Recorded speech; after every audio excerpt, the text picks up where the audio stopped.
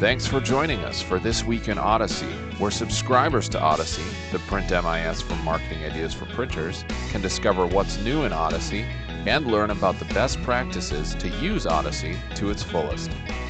Let's get started.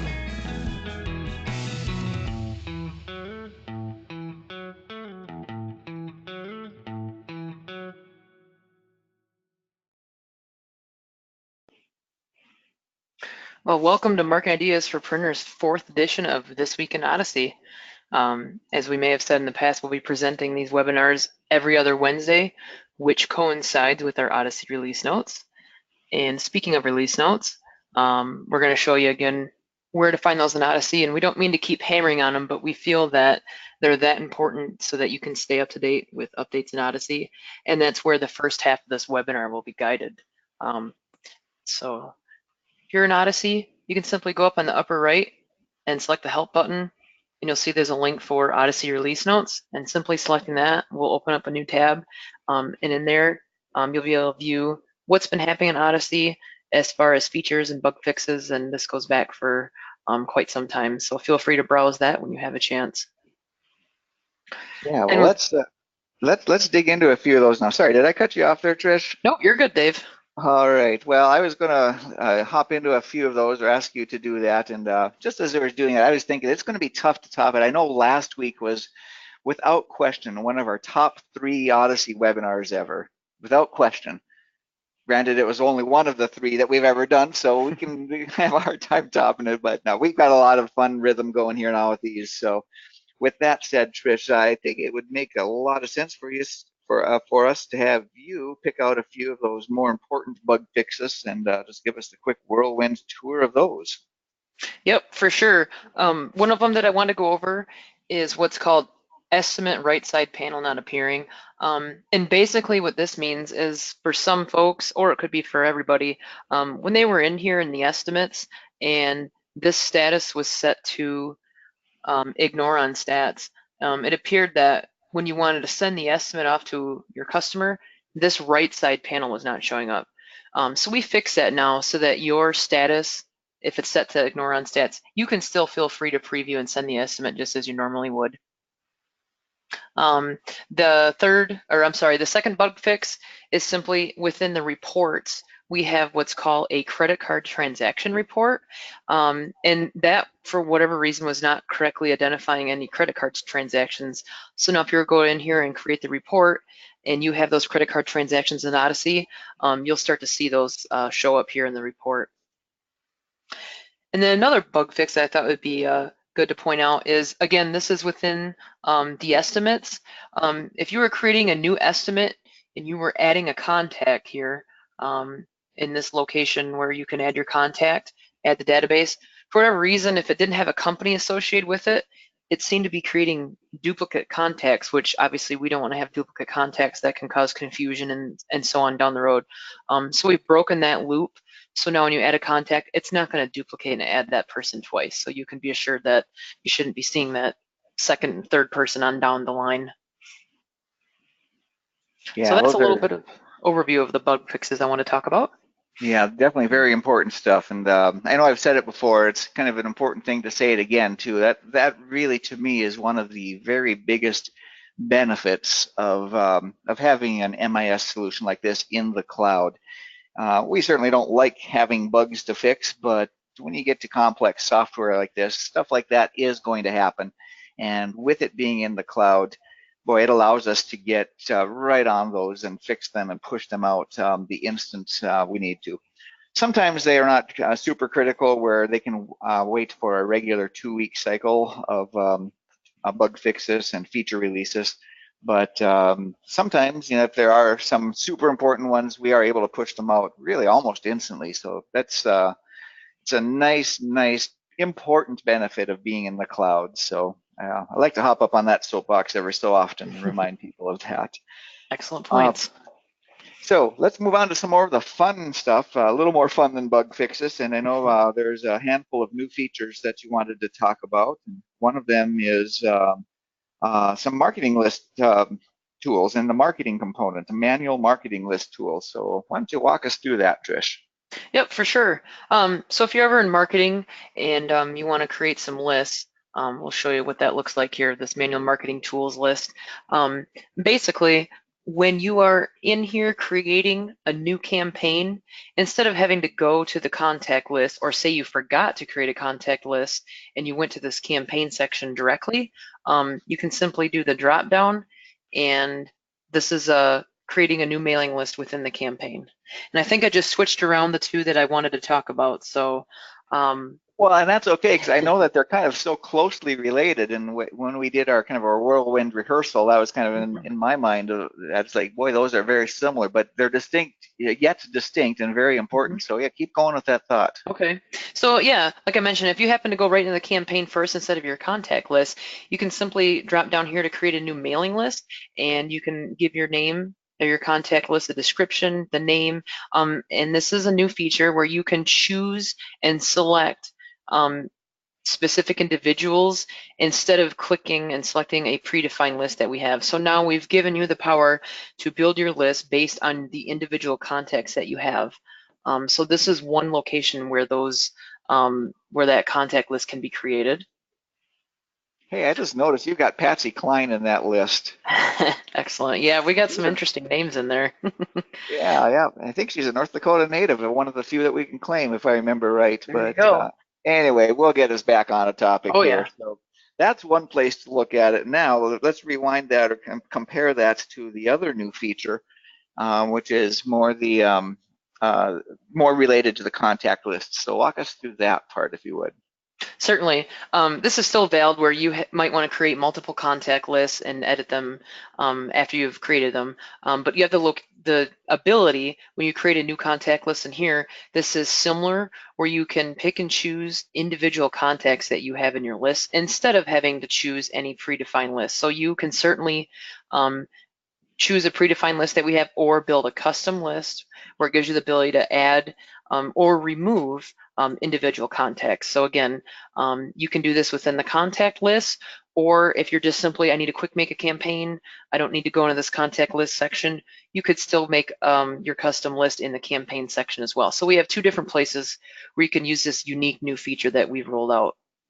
Yeah, and that's a big deal. And it kind of reminds me. I know that we've had the ability to have those predefined, and I'm using that a little bit loosely because I know there was some definition we could put to those lists, but we had the ability to have the predefined lists, and we knew all along that that wasn't as flexible as we wanted it to be, but it's baby steps. We got to start somewhere, and that was that first baby step.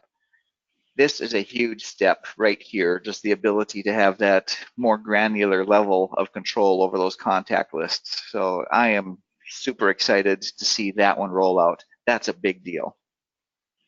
Yep, so when you have a couple minutes, I would feel free to go and check those out and play around with the contact list and maybe get more familiar with it. And as always, please ask us if you have questions with that. The last feature that I want to tackle is something called minimum price. And what this is when you're going into a resource, whether you're adding one or we're helping you add a general purpose resource, there's a new variable or field here called minimum price. So let's say you put in 10 bucks, for instance. If Odyssey is using this general purpose resource and calculating something lower, you've already defined the minimum price. And so Odyssey is going to choose the value that you put in this box instead of that other calculation that might be a little bit lower price. Yeah, and I know that's not nearly as fun and sexy as some of the marketing tools we talked about, but boy, that's the important stuff. That's where the money comes in. Mm-hmm. And I think that we used to kind of accomplish that through a combination of some other minimum type of things, not specifically with pricing, but this one is crystal clear, very crystal clear on how we get to that minimum price and exactly what it is. So that's definitely a nice change as well. Yep, so feel free to utilize that as you wish. And again, we can help you with that when setting up your resources. So that is kind of an overview of what we felt was one of the more important features that we released in this version of Odyssey. So with that said, I think Dave's going to talk about something just as equally important, which is markups and how Odyssey handles those. So I'm going to Yeah, you change bet. this back over Send to it on Dave. over. That's right. We'll let everyone else decide if it's as important. We'll find out here in a moment, right? I think it'll be pretty important, so we'll be excited to Well, see this. yeah, and I'm going to set it up maybe in a little bit of a different way here. And I kind of did a little bit of a rewind of history and went back to 1997, back when Steve Jobs was returning to Apple. And well, honestly, Apple was a mess at that time. They had a product lineup that was just all over the place and a lot of variants about it. And Steve Jobs, what he did is he really focused into the clarity of Apple. And in my opinion, that was the moment when he showed this product matrix when Apple really started to get its mojo going again. I'm just going to stay real high level on this. And actually, this was the basis of an article I wrote for the National Print Owners Association for their monthly newsletter. So the longer version of this will be coming out. And matter of fact, let me just go full screen here for a moment. This is my not so subtle plug. We've always been good friends of NPOA. So here's my not so subtle plug. Is I want to make sure that that everyone in our audience, whether live or recorded, is aware of printowners.org. Good organization. So what I'm showing you here is going to show up in this article that's coming, but here's the high-level view of it. So Steve Jobs took the approach of really simplifying it and said, we're just going to focus, Apple, we're going to focus on just these 4 quadrants. We're going to focus on consumer and pro models and desktop and portable versions of the machines in those. That resulted in the consumer desktop iMac, the pro desktop Power Mac, consumer portable iBook, and a pro portable PowerBook. So if we take that concept and take a look at that from maybe how your print buyers are doing business with you, they can either be doing simple online orders or simple offline orders or complex online orders or complex offline orders. That's what these quadrants are all about. And that's a neat thing with Odyssey, because Odyssey is well positioned to tackle each one of those quadrants, just the same way Apple simplified and said, let's get something lined up in each one of those product quadrants. Same thing with Odyssey. So now to tie it to the topic I'm talking about today, we're going to take a look at markups, and those are really important if we're talking about anything that's in this complex order, well, either of these complex order quadrants. That can be a big part of that. So let me go back to my screen and draw that back to focus. Here we go. And the place that we're going to do that is we're going to take a look at estimates. And that's the starting point for what we're talking about. And we can go to any estimate. I'll just wander into this one. And what we want to take a look at is the markups. And so if we've gone through the work of building this estimate, we're going to look at the markups. And so Odyssey's figuring out the selling price. It's looking at the cost and the time and doing all the math that gets that up to speed. And it's saying, how do we apply the markups to get to that selling price where you want it? Well, here's where that happens. Now, I'm looking at that on an estimate or order, depending on which lens you're looking at. I'm looking at that on this specific estimate or this specific order. But the question you might be asking is, where are these coming from? Well, you can add them on your own for any individual estimate or order. And there's a little help bubble up here. I'd encourage you to take a look at that, because that goes into a little bit of the details on exactly how these are all calculated and interact with each other. But we do have places for you to define that overall markup and paper markup, material markup, and a few other categories here too. So you want to have an awareness of that. Now, here's the big thing that I wanted to drill into, the big takeaway for today, and that is the ability to define markup categories.